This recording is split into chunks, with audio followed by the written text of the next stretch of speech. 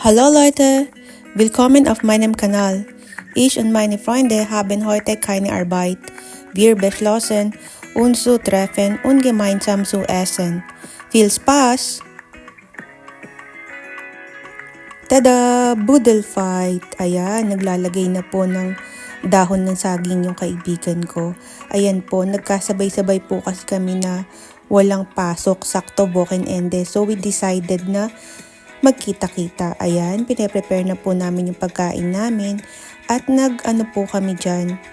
Kanya-kanya po kami ng dala. May nagdala ng ulam, may nagsaing, dala ng kanin. Ayan po.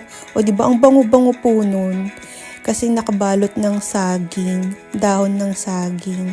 Ayan po, ulam, fruits, o diba? Tapos may nagdala rin po ng desserts. Ayan, kanya-kanya po kami dala. And then, ayan po, pinaprepare na po ng kaibigan ko yung kakainin namin. O, diba? Ang dami. O, diba? Meron pa kaming talong. O, diba? Masarap. Nakikita ko pa lang po yung pag-prepare ng mga kaibigan ko. Diyos ko, nagugutom na po ako. Ayan po. O, diba? Ang dami. Ang sarap. May hipon, may pusit, may mangga. O, diba? May chicken, may pork, may pakwan. O, diba? Ang saya. Minsan lang po kami magkita-kita. Tapos, ayan. Ang sarap. Ang ganda sa paningin. Tapos meron pa po kaming puto plan. Ayan po, para po yung singkamas. Hindi ko alam yung pangalan. Pero lasang singkamas. Masarap din. Tapos ayan po yung gravy kasi meron kaming fried chicken. Ang sarap din po niyan. O diba? Bongga. And then, habang nagpre-prepare po kami, may nakita po ako sa Facebook. May nagpost po kasi doon na isang nurse. Tapos, sabi ko sa mga kaibigan ko, magbigay sila ng comment, payo, or advice sa post na yon. Ito po yung post niya. Good day po. Gusto ko na po sana umuwi ng Pinas. Ano po gagawin or kailangan ipasa para mag-resign sa employer? Nahihirapan po talaga ako magtrabaho especially sa language. Sobrang nadadown na talaga ako dahil hindi ko maintindihan at hirap talaga makipag-communicate. Dahil hirap din sa words na gagamitin, unerkannt na po ako at 1 month pa lang dito sa Deutschland. May kailangan ba akong ipasa sa mga offices dito para i-close yung mga tax ko? Ito po yung payo ng friends ko. Alam mo, ganun talaga, mahirap lang sa umpisa.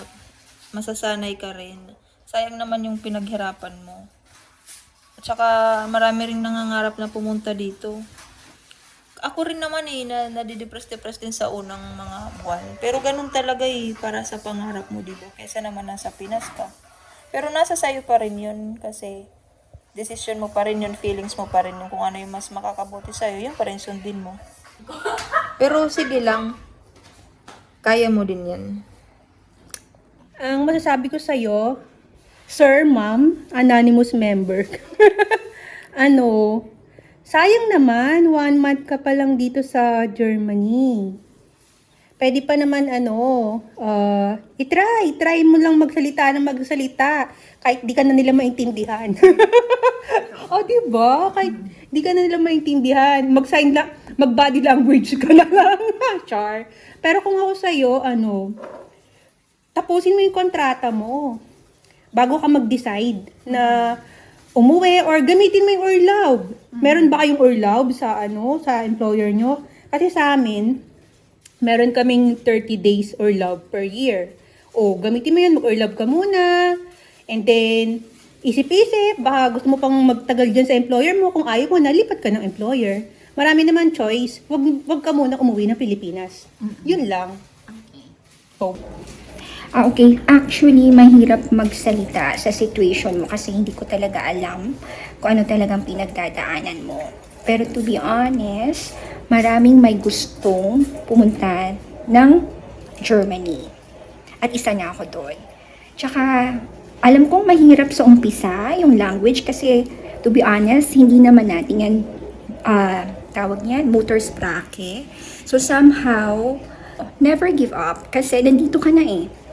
Tapos anerkan ka pa. Ako nga, hindi pa nga ako anerkan, pero I'll try my best na naipasa ang exam. And to be honest, dito ko lang nakita na, alam mo yun, yung may work-life balance. Tsaka, sa Pilipinas, hindi mo yun mahahanap. To be honest, very stressful ang life sa Pilipinas. Alam mo yan. So, kung ako sa'yo, kapit lang. Tsaka, kung hindi mo talaga kaya, iyak mo lang. Or, pagdasal mo lang lagi, kausapin mo si Lord. Yun talaga ang one thing na dapat mong gawin. Fight lang. Ganun talaga ang buhay. Pero alam mo, everything naman is may everything na nasusolusyonan. So, huwag kang mag-give up. There's always an hope. Alam mo, alam ko yung nararamdaman mo. Ganun din ako before, pagkadating namin dito, nahihirapan din kami sa language kasi mahirap eh. Iba talaga yung sabihin na natin yung na pag-aaralan mo sa books at saka sa Deutsch course mo sa Pinas. Iba talaga kapag i-apply mo na dito. Tapos, alam ko na parang pakiramdam mo na ang bobo mo, hindi ka nila maintindihan. Alam mo, yung mga sinasabi nila, but at the same time, hindi mo kayang i-express yung sarili mo. Ganun talaga sa start. Pero later on, magagawa mo na rin yan.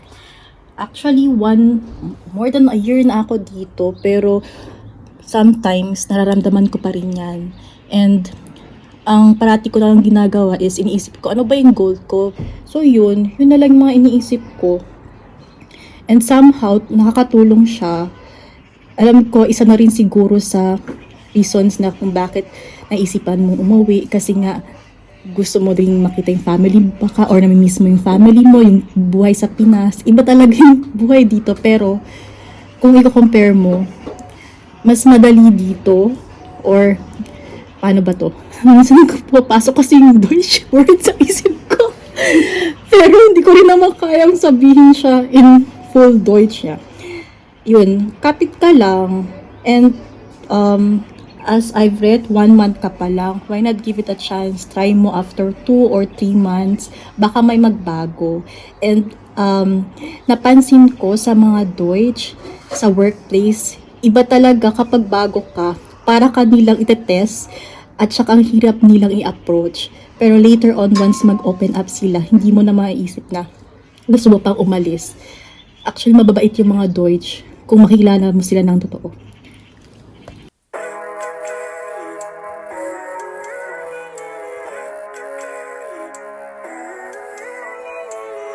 Living life, every day, late at night, not okay.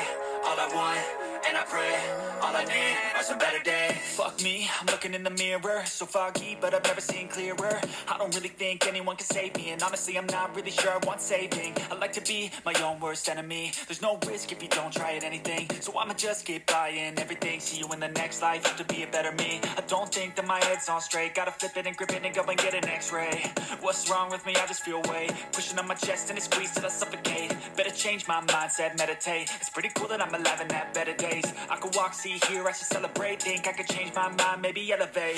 Live at night, every day, late at night, not okay. That's all. Thanks for watching. Tschüss! All I need are some better days, 'cause all I want, and I pray, I believe in the better days. Kinda stuck between a rock and a hard